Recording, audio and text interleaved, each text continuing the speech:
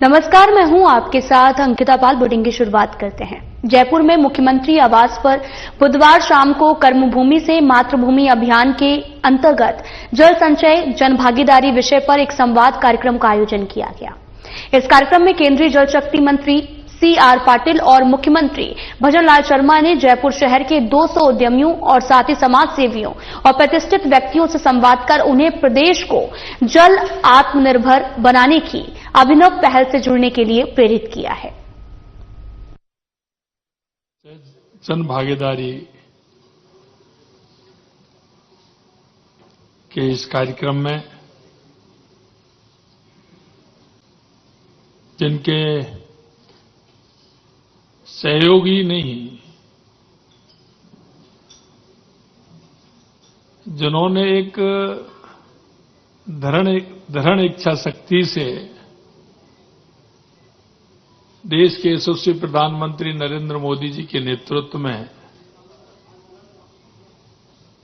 राजस्थान में नहीं पूरे देश में एक अभियान छेड़ा है और ये अभियान मानव जीवन के लिए और सृष्टि के लिए जो आवश्यक है, ऐसे कार्य की शुरुआत करने वाले हमारे केंद्रीय जल शक्ति मंत्री माननीय CR पाटिल जी,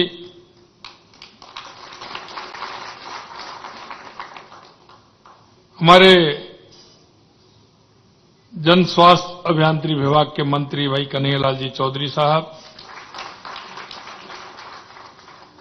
जल संसाधन मंत्री सुरेश रावत जी और हमारे बीच में हमारे संसदीय कार्य और विधि मंत्री माननीय जोगाराम जी भी हमारे बीच में आए हैं। हमारे राज्यसभा के सांसद चुन्नीलाल जी गरासिया बैठे हैं और जिनको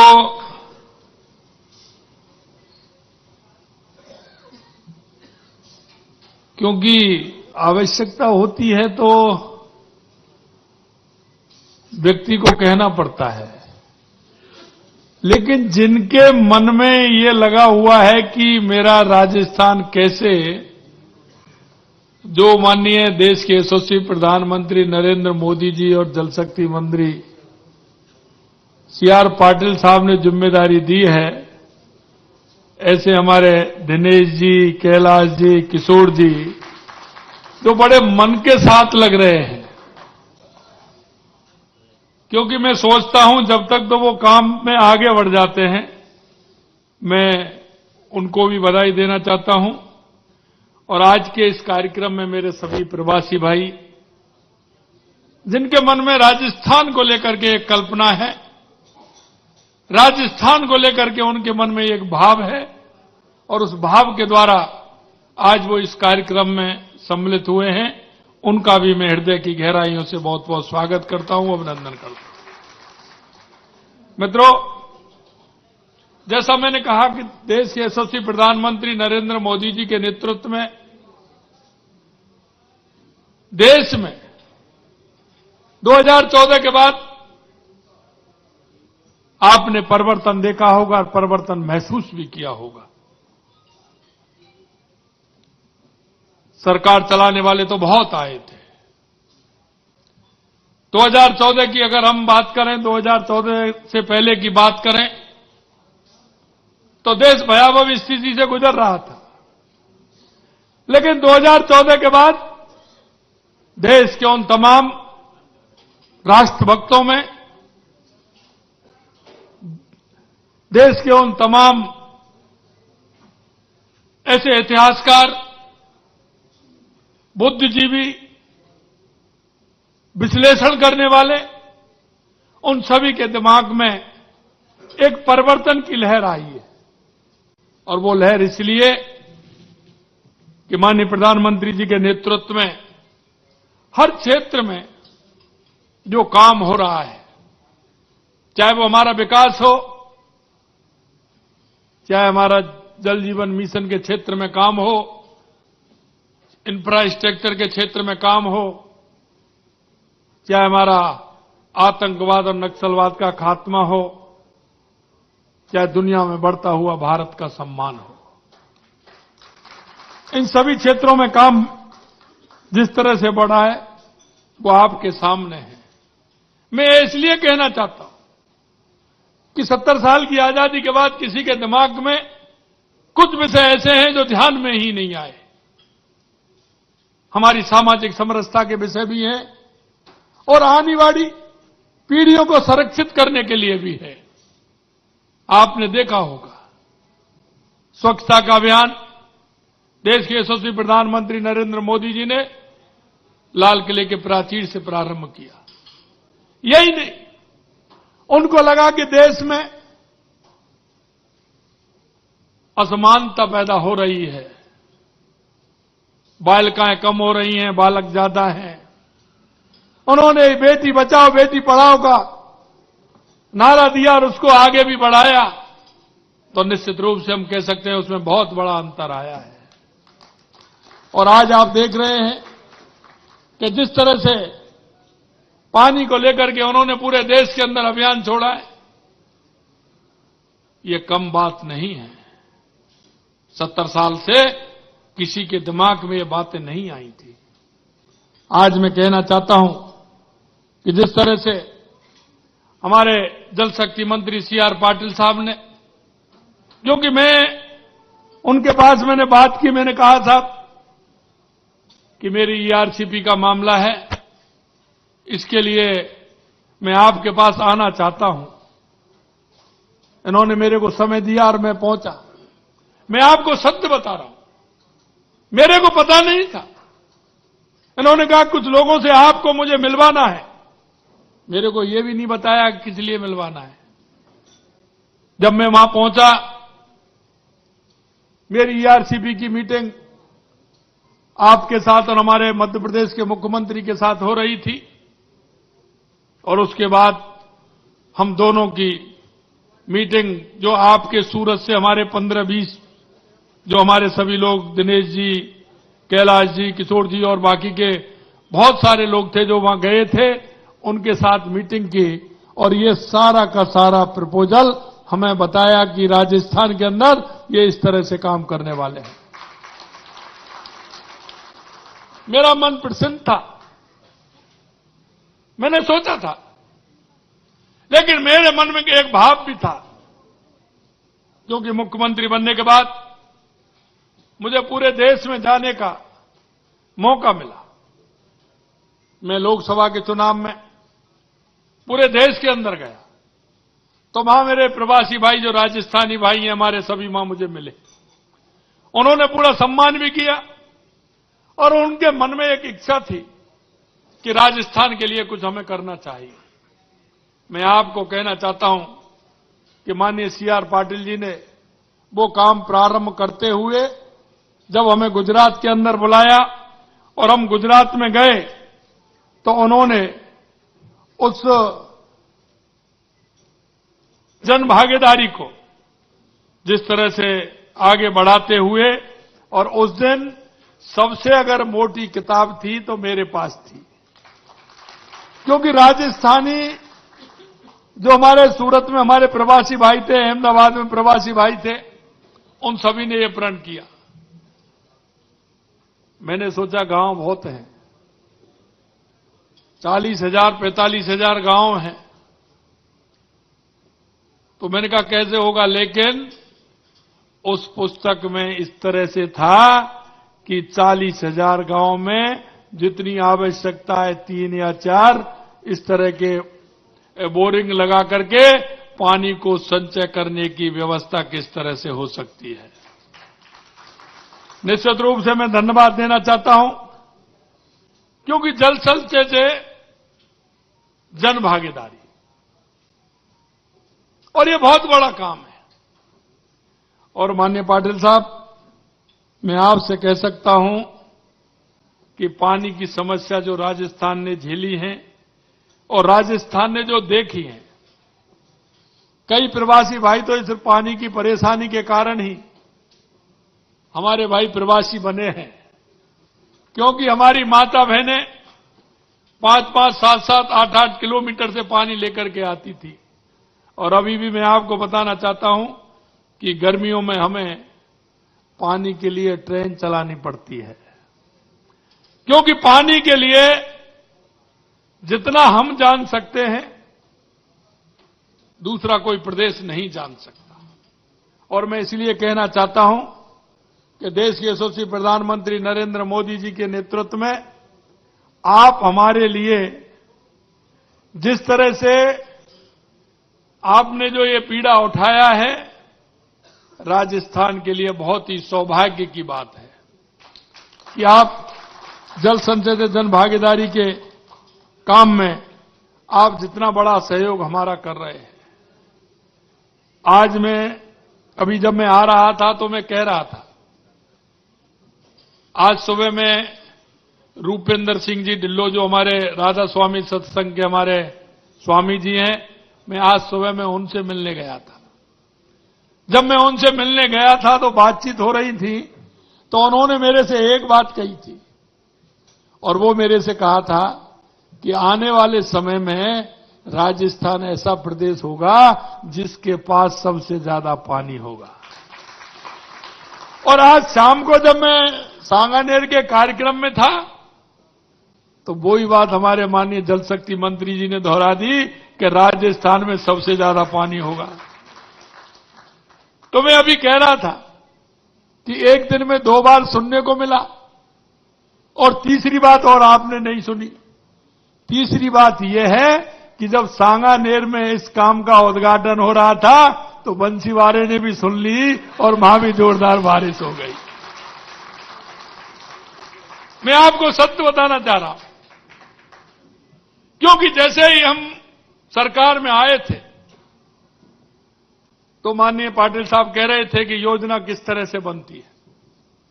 मेरे भाइयों बहनों, मैं बताना चाहता हूं कि जैसे ही हम सरकार में आए थे तो हमारा विचार हुआ, हमने देखा कि राजस्थान का विकास कैसे हो सकता है और सबसे पहले आवश्यकता राजस्थान में किसकी है।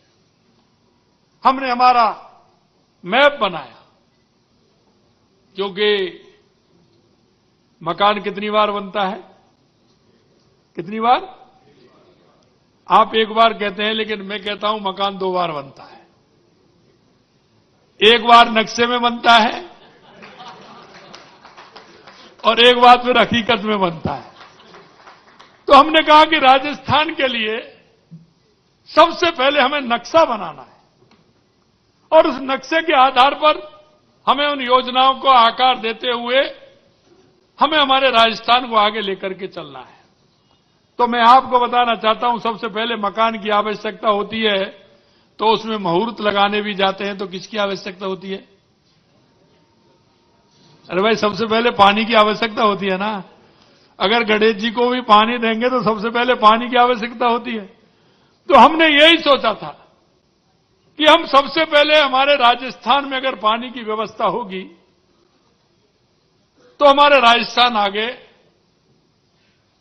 विकसित राजस्थान बनेगा, उत्कृष्ट राजस्थान बनेगा। उसके बाद आवश्यकता होगी हमारी तो बिजली की आवश्यकता होगी। उसके बाद आवश्यकता होगी तो फिर उद्योग की, बेरोजगारों को रोजगार देने की आवश्यकता होगी। तो हमने सबसे पहले हमारे पानी की व्यवस्था कैसे हो, इसके लिए हमने काम किया। वो सारी बातें मैं आपको थोड़ी देर में मैं बताना चाहता हूं कि सबसे पहले हमारी जो माननीय भाई साहब कह रहे थे, बहुत बड़ी योजना कांग्रेस ने उसको लटकाने का, अटकाने का, भटकाने का काम किया। हमारी ईआरसीपी की योजना थी, पूर्वी राजस्थान की सबसे बड़ी योजना, जिसको माननीय देश के यशस्वी प्रधानमंत्री नरेंद्र मोदी जी के नेतृत्व में हमने दिसंबर में सरकार आई, 27 जनवरी को हमने उसका एमओयू किया और अभी 17 दिसंबर को माननीय भाई साहब के और माननीय देश के यशस्वी प्रधानमंत्री जी के नेतृत्व में हमने उसका एमओए कर दिया। और सही बात है, मात्र 10% पैसा हमें देना है, 90% केंद्र की सहभागिता उसमें रहेगी। इसके बाद हमारा शेखावाटी का इलाका, जो हमेशा पानी की दिक्कत रहती है। तो हमारा यमुना समझौता, हमारा हरियाणा के चुनाव से पहले हमारा एमओयू हुआ था, और अभी अभी भाई साहब देखा होगा आपने, हरियाणा के मुख्यमंत्री को भी बुलाया, मेरे को भी बुलाया, भाई साहब ने उसकी डीपीआर बनाने के लिए हमारी टीम भी बना दी और उसका काम भी प्रारंभ हो रहा है। यही नहीं मित्रों, हमारा उदयपुर एक ऐसा जिला है जहां का आधा पानी अरब सागर में जाता है, जो वो हमारे कोई काम नहीं आता, आगा हिंद महासागर में जाता है। हमने देवास स्कीम को भी उसमें लिया, उसका भी हमने मुहूर्त कर दिया, उसमें टनल बना के एनीकट बना करके वो अरब सागर में जाने वाला पानी भी हमारे काम आएगा। वो हमारे उदयपुर, राजसमंद, चित्तौड़ और ज्यादा अगर बचेगा तो वो राजस्थान के और हिस्से में जाएगा। हमने भाई साहब से एक निवेदन और किया, मैं आपको राजस्थान के बारे में जहां कहीं आवश्यकता है वो पानी का काम हम पहले कर रहे हैं। हमने भाई साहब से कहा कि भाई साहब आप राजस्थान के बारे में सबसे ज्यादा समझते हैं, क्योंकि गुजरात और राजस्थान में कोई अंतर नहीं है। और मैं दूसरी बात कहना चाहता हूं, हमारे देश के यशस्वी प्रधानमंत्री जी और सबसे ज्यादा समझते हैं, क्योंकि आपने देखा होगा उन्होंने यहां भी जिक्र किया था, जब वो मुख्यमंत्री थे नर्मदा का पानी राजस्थान में किसी ने मांग नहीं की थी, लेकिन उनको पता था जालौर और सांचौर में पानी की आवश्यकता है, तो नर्मदा का पानी 2003 में योजना बना करके प्रधानमंत्री जी ने यहां दिया था। तो हमने कहा कि राजस्थान की हमारी इंदिरा गांधी नहर जो आती है उसमें पानी की बड़ी समस्या आती है, पानी हमारा कम आता है, क्योंकि वहां पोंग डैम है हिमाचल के अंदर, उसमें 10 फुट भराव क्षमता जो हमारी थी, एक बार बाढ़ आ गई थी, वहां परेशानी हुई तो उससे हमारी 10 फुट क्षमता कम कर दी। अब ऊपर का पानी 10 फुट अगर कम हो जाए तो दिक्कत होती है कि नहीं होती है। और हमारा पानी हनुमानगढ़, गंगानगर से निकलते हुए बीकानेर, फलौदी होकर के जैसलमेर, नाचना और हमारी रिफाइनरी बाड़मेर तक वो पानी पहुंचता है।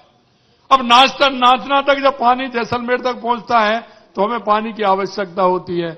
हमने वो भी भाई साहब से निवेदन किया कि आप इसे 10 फुट और बढ़ा देंगे तो हमारा पानी बाड़मेर तक पूरा पहुंच जाएगा, क्योंकि वो पानी नागौर भी आता है, फलौदी भी आता है, बाड़मेर, जैसलमेर, जोधपुर भी आता है, तो हमारा पूरा क्षेत्र उससे हो जाएगा। और इधर हमारा जो बांसवाड़ा का माही डैम है उसका पानी भी हमारा जालौर, सिरोही अगर इधर आता है तो उससे भी हमारा बहुत बड़ा काम हो जाता है। तो हमने राजस्थान के नक्शे पे ये सारी बातें देखते हुए हमारे पानी की पूर्ति किस तरह से हो सकती है, ये काम हमने किया। उसके बाद हमने सोचा कि हमारे राजस्थान में हमारी सबसे दिक्कत है, क्योंकि यहां उद्योग लगेगा, एग्रीकल्चर के लिए भी चाहिए, कि खेती के लिए भी बिजली की आवश्यकता है। तो मैं कहना चाहता हूं मेरे भाई और बहनों, पहले ही उसमें देश के यशस्वी प्रधानमंत्री नरेंद्र मोदी जी ने केंद्र सरकार से ही समझौता करा करके 2,24,000 करोड़ के बिजली के हमारे एमओयू कर दिए, उसका काम धरातल पर प्रारंभ हो गया। ये काम भी हो गया। और अब आप कहेंगे कि राजस्थान में, क्योंकि राजस्थान में बहुत बड़ी अपॉर्चुनिटी है, बहुत संभावना है, और वो हर क्षेत्र में संभावना है, चाहे हमारा कृषि का क्षेत्र हो, चाहे हमारा माइनिंग का क्षेत्र हो, जहां आप देखेंगे वहीं मार्बल निकलता है। कौन सा ऐसा यहां मिनरल है जो राजस्थान के अंदर नहीं निकलता? लोहे से लेकर के सोना तक यहां निकलता है। हमने कहा यहां बहुत बड़ी संभावना है, चाहे वो एग्रीकल्चर हो, चाहे हमारे वो खनिज हो, चाहे हमारा पर्यटन हो। राजस्थान का जैसा पर्यटक कहीं नहीं जाता जितना पर्यटक यहां आता है। हर क्षेत्र में संभावना है। हमारी हवेली, हमारे किले, हमारे अभ्यारण्य, पूरा राजस्थान पूरी तरह से इस क्षेत्र में शिक्षा, चिकित्सा और मिनरल भी हमारे यहीं पैदा होता है ज्यादा। मिनरल सबसे ज्यादा यहां निकलता है, और मिनट्स भी, मोटा अनाज भी राजस्थान में बिना खाद के, बिना डीएपी के निकलता है। इसमें भी हम सब आगे हैं। इसलिए मैं कहना चाहता हूं कि राजस्थान में बहुत संभावनाएं हैं। और मैं समझता हूं कि जब पानी की समस्या का समाधान हो जाएगा तो सारी बातों का समाधान हो जाएगा। राजस्थान में ऐसे कई हमारे काम हैं जो माननीय देश के यशस्वी प्रधानमंत्री नरेंद्र मोदी जी के नेतृत्व में हो रहे हैं। मित्रों, अभी 9, 10, 11 दिसंबर का हमारा राइजिंग राजस्थान था। हमने इसीलिए कहा 9 तारीख को हमारा उद्घाटन था, 10 को हमारा प्रवासी राजस्थानियों का कार्यक्रम था और हमने वही घोषणा की है कि हर दिसंबर को हमारा प्रवासी सम्मेलन होगा। और मैं आपसे कहना चाहता हूं कि भाई साहब, मैं देश के अंदर भी गया हूं और कई कंट्रियों में भी गया हूं। मैं दिल की गहराइयों से मैं सभी प्रवासियों का बहुत बहुत धन्यवाद ज्ञापित करना चाहता हूं कि उन्होंने राजस्थान की मिट्टी से जिस तरह से जुड़े हुए हैं और राजस्थान की मिट्टी की खुशबू देश नहीं दुनिया में जो आपने फैला रखी है, निश्चित रूप से हर व्यक्ति को गर्व होता है। और गर्व इसलिए होता है कि आपने अपने संस्कार, अपने विचार नहीं छोड़े। भाई साहब ने कहा कि पहले प्याऊ बनवा देते थे। मैंने पूरे देश में भी देखा है और बाहर भी देखा है, विदेशों में भी देखा है। जहां मेरा प्रवासी भाई, राजस्थानी भाई है, वो मां कहीं ना कहीं गौशाला से जुड़ा हुआ है, कहीं ना कहीं किसी संस्था से जुड़ा हुआ है, कहीं ना कहीं हॉस्पिटल से जुड़ा हुआ है। उसका जुड़ाव सामाजिक सरोकार के कार्यों से देश में भी जुड़ा हुआ है और विदेश में भी जुड़ा हुआ है। क्योंकि यहां का जो व्यक्ति है उसके मन में जो भाव है और जिस भाव और भावना के साथ काम करता है, निश्चित रूप से हर व्यक्ति को उसके लिए गर्व होता है। और मैं आपसे इतना ही कहना चाहता हूं कि आप सभी, मुझे पता है कि ये लाइन बड़ी होने वाली है। 40,000 हमारे गांव हैं और ये 40,000 गांव में, क्योंकि हमारा गांव का पानी जब निकलता है तो भाई साहब ने सही कहा, गांव से निकल करके नए तालाब में जाता है, तालाब जब फुल हो जाता है तो वो आगे निकल के नदी में जाता है और नदी से फिर वो आगे निकलते हुए सागर में निकल जाता है। उस पानी का कोई उपयोग नहीं होता है। हमारे राजस्थान में तो आपने देखा है, हमारे उन जिलों में टांके बनाने के हम अभ्यासी हैं। हम सभी जगह, हमारे हर गांव में, हर खेत में टांका बना करके पानी को संचय करते हैं। और ये पानी जब हमारा रिचार्ज हो जाएगा तो इस पानी को कभी हम निकाल सकते हैं। यह बहुत बड़ा काम हमारा देश के यशस्वी प्रधानमंत्री जी के नेतृत्व में और माननीय CR पाटिल जी के मार्गदर्शन में हो रहा है। आज आपने देखा कि जिस तरह से प्रारंभ हुआ, प्रारंभ तो पहले ही कर दिया था, काफी समय से काम चल रहा है। और राजस्थानी में भूजल के अत्यधिक निर्भरता कारण 216 पंचायत समिति यानी प्रदेश का 72% भाग अधिदोहित श्रेणी में आ गया है। जो भाई साहब बता रहे थे, चिंता की बात है कि जितना भूजल हम जमीन से निकाल रहे हैं उतना रिचार्ज नहीं हो पा रहा है। तो ये रिचार्ज हो जाएगा। केंद्रीय भूजल बोर्ड की रिपोर्ट के मुताबिक हमारे प्रदेश में भूजल का 149% दोहन हो रहा है, सबसे ज्यादा दोहन हो रहा है। अगर ये हमारा पानी आ जाएगा काम में तो इससे बहुत बड़ा काम हमारा होगा। मैं पुनः इतना कहना चाहता हूं कि जितनी बड़ी हमारी योजनाएं हैं, उन योजनाओं पर जो काम हो रहा है, मैं आपको इतना ही विश्वास दिला सकता हूं कि आपने 1 साल में हमारा काम भी देखा होगा। हमने कहा था कि हमारे देश के यशस्वी प्रधानमंत्री जी कहते हैं कि 4 जातियां हैं और वो है युवा, महिला, किसान, मजदूर। हम उन चारों को जिस तरह से हमारी सरकार काम कर रही है, मैंने कहा था, क्योंकि चौथा हमारा रोजगार मेला लगा। हमने पहले 3 रोजगार मेलों में 47,000 नियुक्ति पत्र दिए थे। 13,500 रुपए हमने 12 जनवरी को दिए हैं। 60,000 से ऊपर हमने नियुक्ति पत्र दिए हैं। और आपने देखा होगा 2025 का पूरा कैलेंडर हमने युवाओं के लिए निकाल दिया कि 81,000 भर्तियों का पूरा कैलेंडर हमने निकाला है। और हमने कहा है कि 1 साल में, क्योंकि हमारा बजट जुलाई में आया था चुनाव के कारण, तो जुलाई के महीने में हमने कहा था कि हम जुलाई से जुलाई तक 1 लाख युवाओं को रोजगार देने का काम करेंगे, वो भी सरकारी। हमारा 75,000 अगले महीने में हो जाएगा। आने वाले समय में जुलाई तक हम पूरा 1 लाख रोजगार युवाओं का देने का काम करेंगे। और इसी तरह से हमने कहा कि हमारे 5 साल में 4 लाख युवाओं को नौकरी देने का काम हम करेंगे। और हमने प्राइवेट तौर पर कहा कि हम 6 लाख युवाओं को नौकरी देने का काम करेंगे। हमारी आपने देखा होगा सरकार जिस तरह से काम कर रही है। अभी दिसंबर में राइजिंग राजस्थान हुआ था, लेकिन हमने जब 11 जनवरी को अभी जब हमने रिव्यू की मीटिंग की, क्योंकि हर 11 तारीख को हम हमारे राइजिंग राजस्थान की रिव्यू की मीटिंग करते हैं। 2400 करोड़ रुपए के 1 महीने के अंदर हमारे काम नीचे उतर गए हैं। 1 महीने के अंदर हमने उसकी पूरी कमेटी भी बनाई है। 1 से 100 करोड़ रुपए तक की एक बना दी, 100 से 1000 करोड़ रुपए तक की एक बना दी, 1000 करोड़ से लेकर 25,000 करोड़ रुपए। आप सीएम भजनलाल शर्मा को सुन रहे थे, जो कि जयपुर पहुंचे थे, जहां पर उन्होंने जल संचय जन भागीदारी पर बात की है। फिलहाल इस बुलेटिन में इतना ही। नमस्कार।